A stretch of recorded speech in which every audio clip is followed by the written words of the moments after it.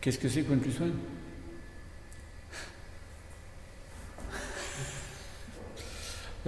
Alors, en fait, le One Plus One est né à l'origine d'un. C'était pas parti pour être ce que c'est maintenant. C'est né d'un petit événement en 2010 à l'initiative d'une association qui s'appelait Barbatruc, qui avait donc un espace d'exposition qui faisait à la fois aussi un atelier pour des cours d'art plastique à Longwy, qui m'a donné une carte blanche en tant que plasticien, performeur.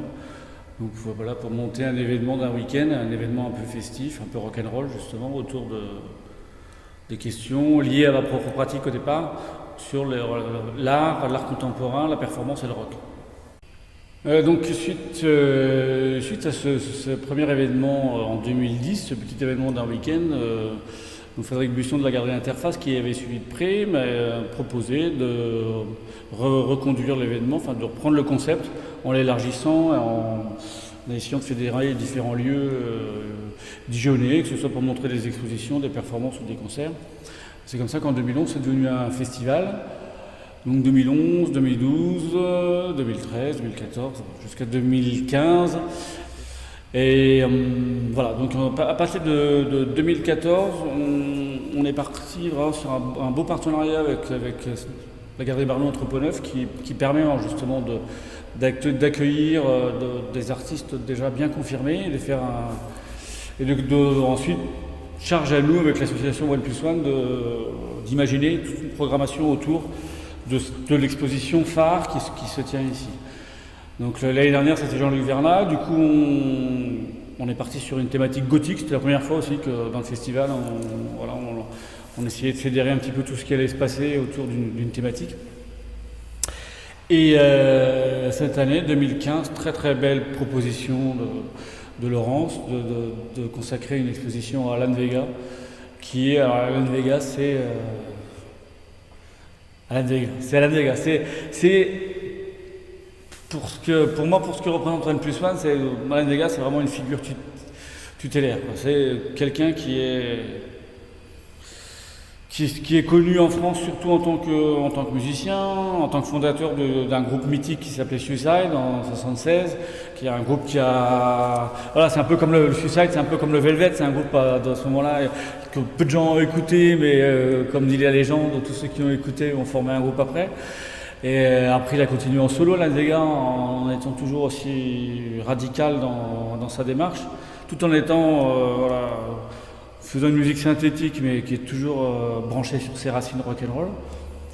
Et alors qu'en fait c'est quelqu'un qui était plasticien dans les années 70, avant de se lancer dans la musique, et donc le travail de plasticien est peu connu finalement, est peu connu. Les premières rétrospectives de son travail en France, c'était au musée d'art contemporain de Lyon en 2006 je crois, donc ça fait déjà un moment. Et puis, donc heureusement qu'il y a la galerie Laurent Godin qui collabore à cette belle exposition, qui représente Alan Vega en France depuis pas longtemps d'ailleurs. Et parce que voilà, on se rend compte que le travail d'Alan Vega, donc dans les années 70, justement tout son travail avec les déchets lumineux, les vieilles ampoules, les vieux néons, les tas de fils électriques, ces fameux trucs, c'était un travail déjà pour l'époque très... c'est-à-dire que ça ressemble à de l'art minimal, mais c'est pas de l'art minimal. Ça ressemble à l'arte povera, c'est pas de l'arte povera. Il y a quelque chose un ingrédient que n'ont pas ces courants-là, que ce soit l'arte povera ou l'art minimal, c'est le trash. Alan Vega, il est rock'n'roll, donc c'est vraiment un truc. C'est trash au sens où il prend les trucs sales et avec du sale, il va faire quelque chose qui tout d'un coup devient presque, dans certaines pièces sont pratiquement mystiques. Et surtout ce que j'aime, c'est que c'est un art résolument urbain. Alan Vega, c'est un New-Yorkais, et plus que on retrouve ce côté urbain qu'il y avait chez Rauschenberg et qui est là, et chez Vega a été transfiguré dans un truc dans lequel on retrouve l'énergie électrique du New York des années 70. Et cette énergie électrique de New York, elle passe forcément par le rock'n'roll. Mais donc c'est vrai que la particularité de cette exposition et donc ce qui a permis la collaboration avec le galeriste de Laurent Gaudin, c'est que en fait cette exposition montre toute la palette plastique de la Vega. C'est-à-dire que voilà, il y a ces magnifiques dégueulitrages d'ampoules, de vieux câbles électriques, tout ça que j'aime beaucoup. Mais il y a aussi la série des boxeurs, là, c'est ce qu'on dirait des petits ex-voto, là, qui sont de petites peintures faites sur des photographies de boxeurs qu'un des gars a récupérées dans des magazines. Il y a toutes ces séries de portraits, de dessins au stylo Bill, là, cette façon de dessiner très nerveuse en même temps, qui permet. En même temps, c'est là qu'on voit à travers les portraits d'Alan Vega, pour ceux qui ont peut-être eu la chance durant cette édition en 2015 de voir et cette exposition ici et l'exposition à Scores. On peut voir le lien justement entre Martin Rev et Alan Vega, alors que le lien entre eux au départ c'est la musique, quoi. Mais il y a cette même nervosité dans le trait d'Alan Vega, dans ses portraits au stylo Bill, avec évidemment cette espèce de gribouillis là, qui rappelle un peu Giacometti. Mais il y a cette même nervosité, ce même truc un peu, on sent obsessionnel, compulsif, que dans les gribouillis, entre guillemets, de Martin Rev sur ses partitions Scores. Et puis aussi, donc, belle opportunité qui s'est faite vraiment grâce à Laurent Gaudin de présenter ici même un film expérimental réalisé par Alan Vega en 73, je crois. Donc un vrai film expérimental, quoi, vraiment au sens de ce que c'est que le cinéma expérimental tel que l'a toujours défendu Jonas Mekas à New York. On est vraiment dans cette mouvance-là, quoi. Donc voilà, c'est vraiment une très, très belle exposition qui montre toute l'étendue, toute la palette du plasticien Alan Vega, qui devrait être davantage montré, je pense. Voilà. Donc ça a été l'occasion pour l'association One Plus One et donc pour moi d'essayer de réfléchir du coup à une édition, une programmation qui collerait un peu à l'univers d'Alan Vega. Donc de proposer à la fois des expositions et puis des moments de performance ou musicaux qui puissent un peu correspondre à cet univers, sachant que là cette année on n'est pas tout à fait dans le thème de la carte blanche parce que c'est une exposition d'Alan Vega, mais il n'a pas été possible de faire venir Alan Vega ni jouer sur le thème de la carte blanche. Par contre, on a eu la chance d'avoir à Dijon la présence de Martin Rev, avec qui Alan Vega a fondé justement Suicide je crois que c'était en 73. Et les premiers concerts de Suicide, justement, à l'époque, avaient lieu que dans les galeries où exposait Alan Vega à l'époque. Ou pas dans des salles de concert au départ. Ils ont vraiment commencé dans le milieu artistique. Il se trouve que donc j'avais rencontré Martin Rev à Paris au mois de juillet. Suicide était venu jouer à la Gaîté Lyrique. Et puis il y avait une exposition au plateau, au FRAC Île-de-France, une exposition collective dont les commissaires étaient Mathieu Copland et Philippe de Crozat. Et dans cette expo, je tombe sur des pièces de Martin Rev, des partitions telles quelles, mais griffonnées d'une façon assez compulsive. Et au moment où je visite l'expo, je rencontre Martin Rev lui-même avec sa compagne qui est française.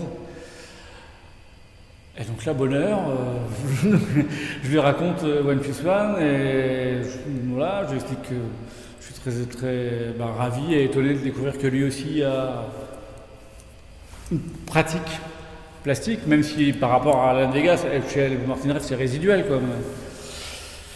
Et je lui propose de venir à Dijon en 2015.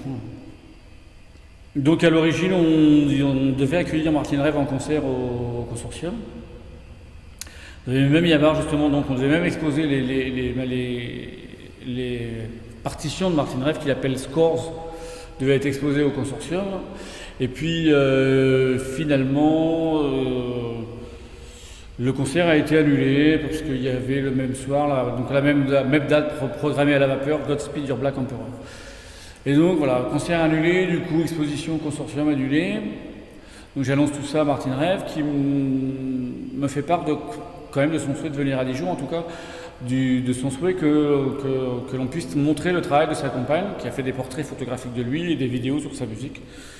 Donc il se trouve qu'une opportunité s'est offerte à nous, à One Plus One, puisque avec mon ami Edouard Barra, qui est photographe et puis qui est trésorier de l'association, on venait justement d'acquérir, de louer un local en plein centre-ville, rue de la préfecture, dans lequel moi j'occupe un espace, un petit atelier, et donc qui sert de studio photo pour Edouard.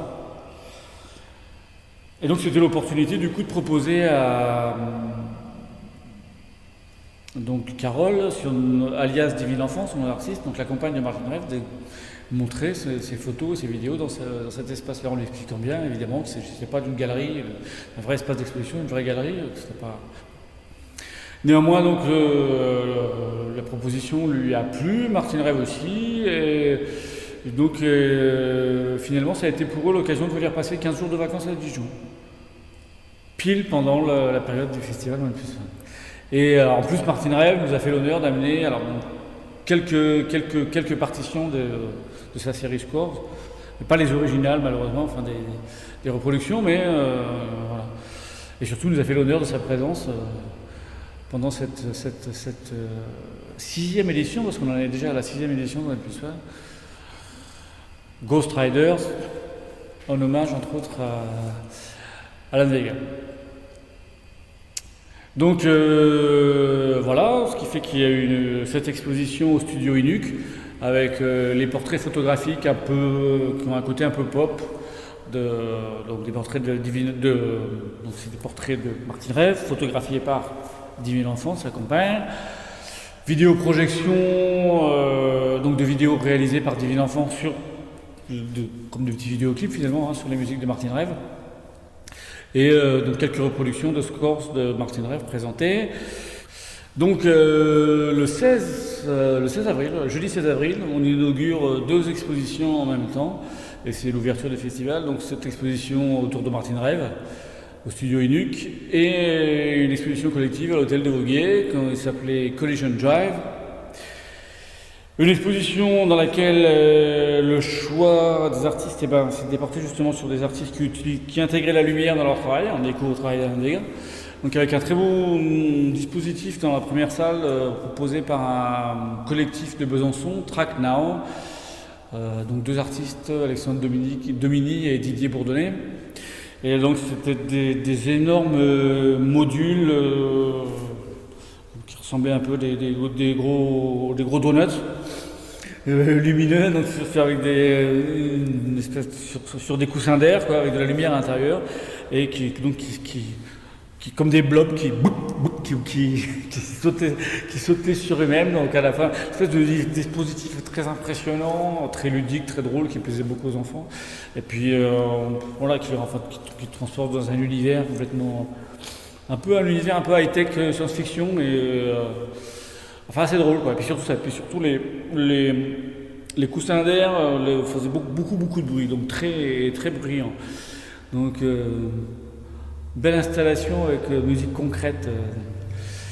Et donc voilà, à l'hôtel de Voguier. Et puis dans la salle, le salon, donc la deuxième salle de l'hôtel de Voguier, 2 artistes allemands, Michael Wolkner et Eric Carstensen. Donc avec une très belle rosace, c'est ça que j'avais aimé quand j'ai découvert le travail de cet artiste allemand. Très belle rosace de Michael Wolkner, qui est faite uniquement avec des jantes de voiture, donc avec de la lumière derrière. Donc, très belle sculpture, une installation en tout cas, qui évoque les rosaces gothiques justement, et qui fait écho au patrimoine dijonnais.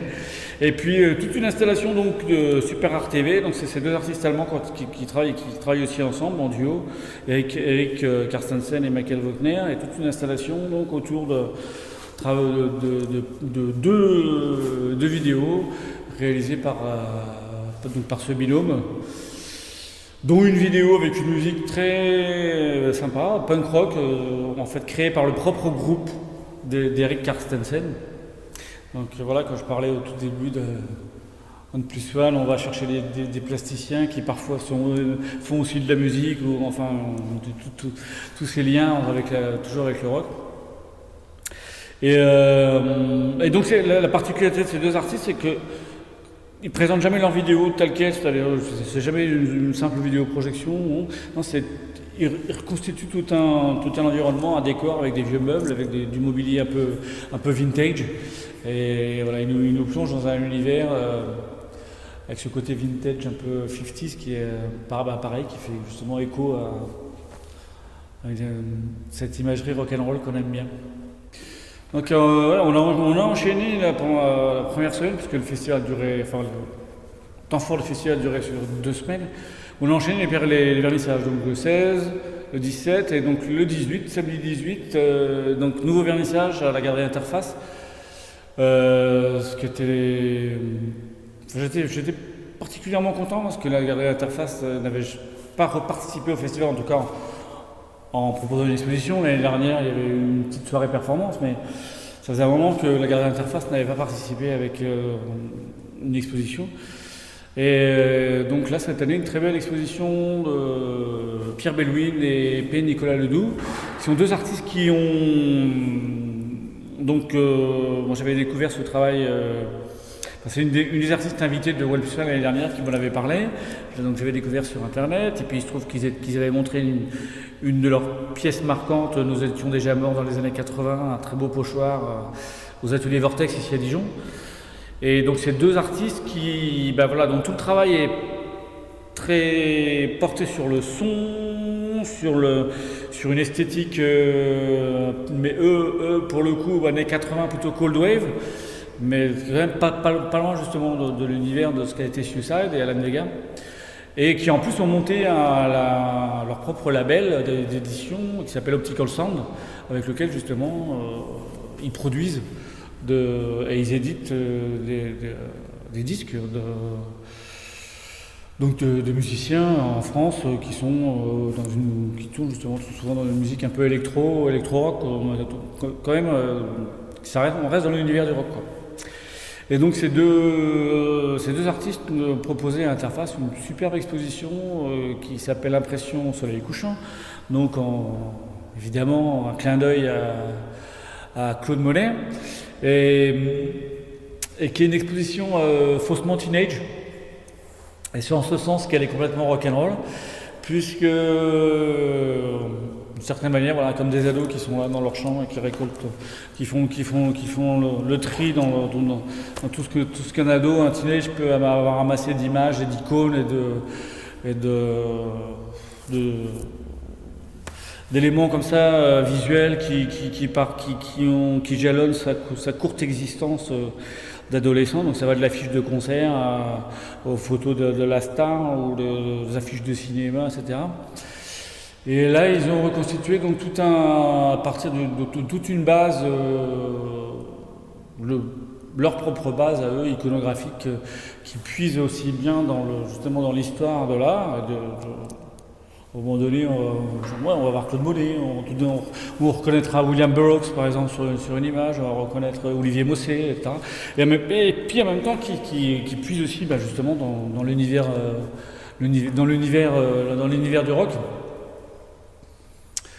Et donc pour proposer cette exposition, par contre qui est tout en noir et blanc, mais noir et blanc qui fait écho justement à cette époque-là, c'est-à-dire l'époque où Alan Vega et Martin Rev ont fondé Suicide, c'est aussi l'époque où va éclore le mouvement punk, et c'est l'époque où il va y avoir toute une économie parallèle dans l'underground rock qui va lancer ce qu'on va appeler les fanzines. C'est à cette époque-là que commencent les fanzines. Et cette économie parallèle, elle va fonctionner grâce aux photocopieuses qui apparaissent à cette époque-là. Et donc c'est une économie cheap, quoi, trash aussi, faite à base de photocopieuses et d'images noir et blanc. Mais on est là, on est sur le terrain, on est dans le coup, on suit, on défend. Et c'est en ce sens que je trouve que cette expo a cette impression sur les cochons de Pierre Bellouin et Nicolas Ledoux, elle a bien répondu à l'appel de OnePlus One, l'identité de OnePlus One, et qu'elle est vraiment dans ce sens, cette installation avec toutes ces sérigraphies noir et blanc qui tapissent entièrement pratiquement tous les murs de la galerie et puis qui se retrouvent à un moment donné en tas au sol, comme on retrouve le genre de bordel dans une chambre de teenager. Elle fait bien écho à cette identité rock'n'roll de OnePlus One.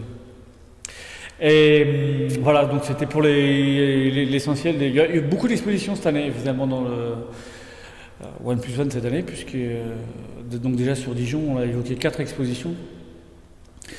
Et le même jour, donc le 18, samedi 18, on a terminé à Dijon avec une soirée performance à l'hôtel de Voguet, qui s'appelait Kunt.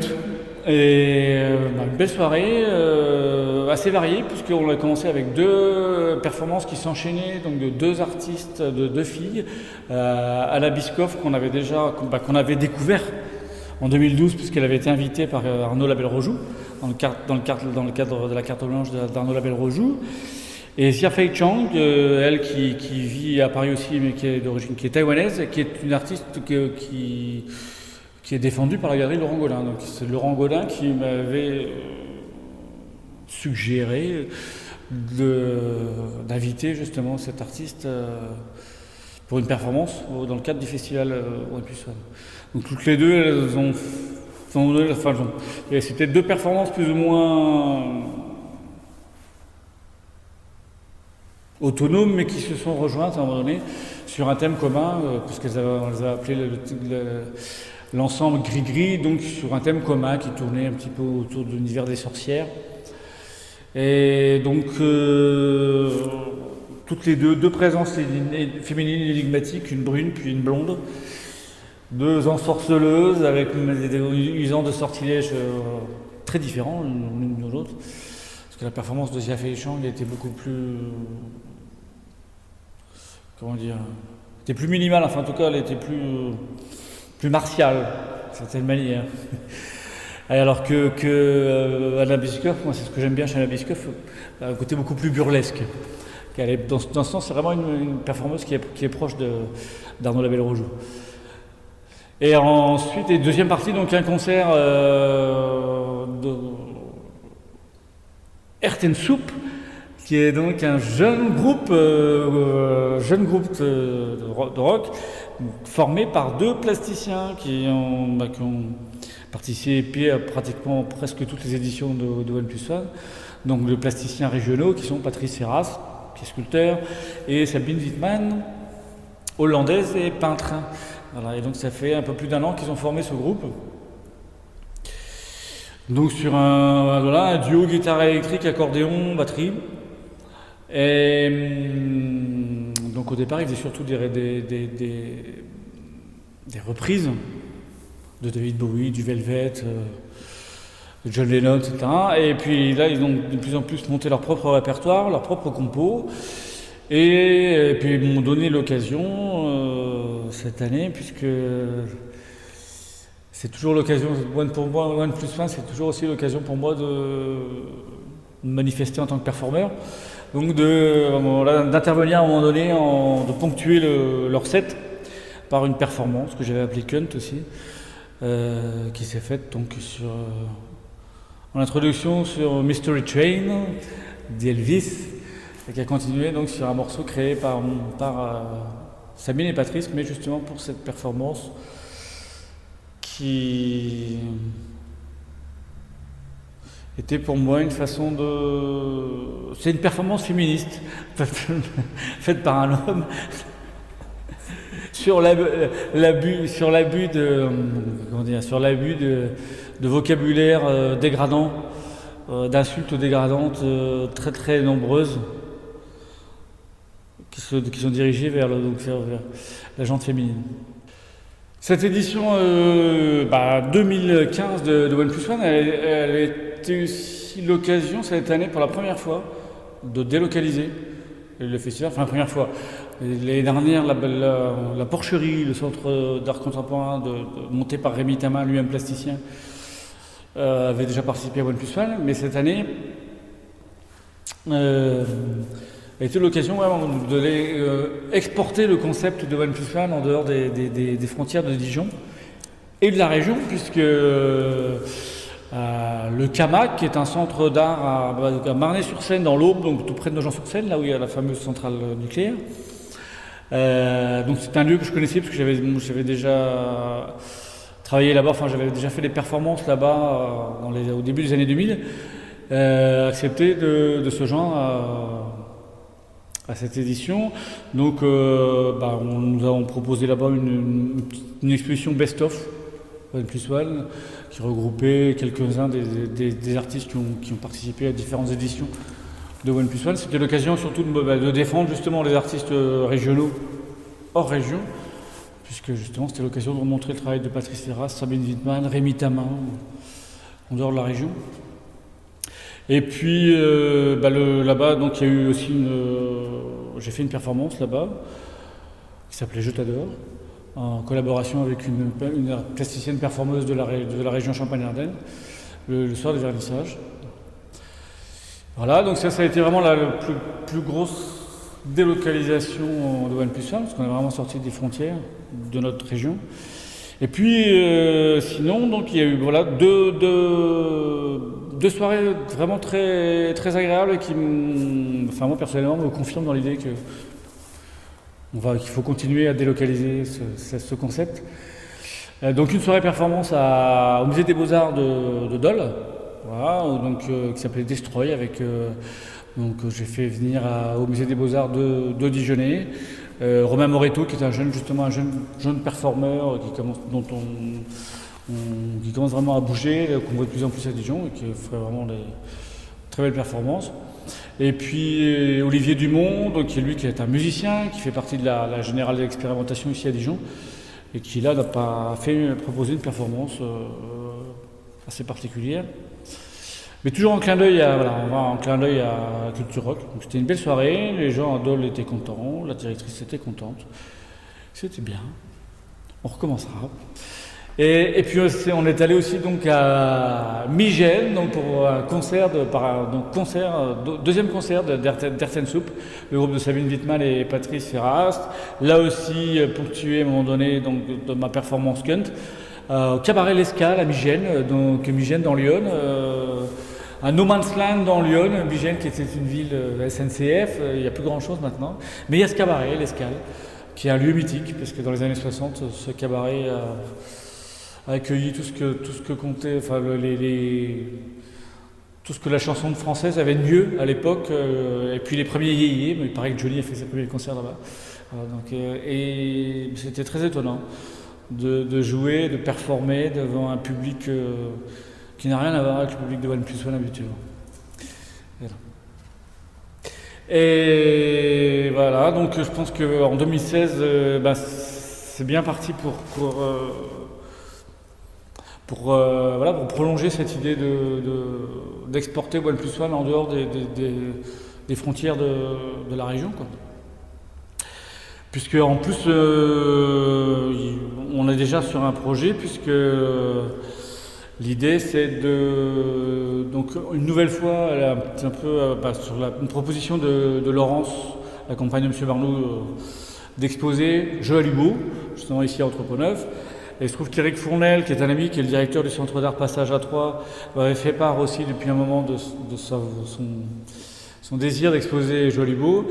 Donc je peux déjà annoncer que en 2016, l'édition du Festival One Plus One 2016 va rendre hommage à Jeux à Lubot, carte blanche à Jeux à Lubot, à l'univers de Jeux à Lubot, la nébuleuse de Jeux à Lubot, parce qu'il y a beaucoup de gens qui tournent autour de ça, et que c'est vraiment ça sera une édition spéciale Le Parrain. C'est le parrain de One Plus One Jeux à Lubot. Et je pense que ça va être l'occasion, donc peut-être d'aller même délocaliser très loin, jusqu'aux frontières peut-être du Nord-Pas-de-Calais. De la Bourgogne au Nord-Pas-de-Calais.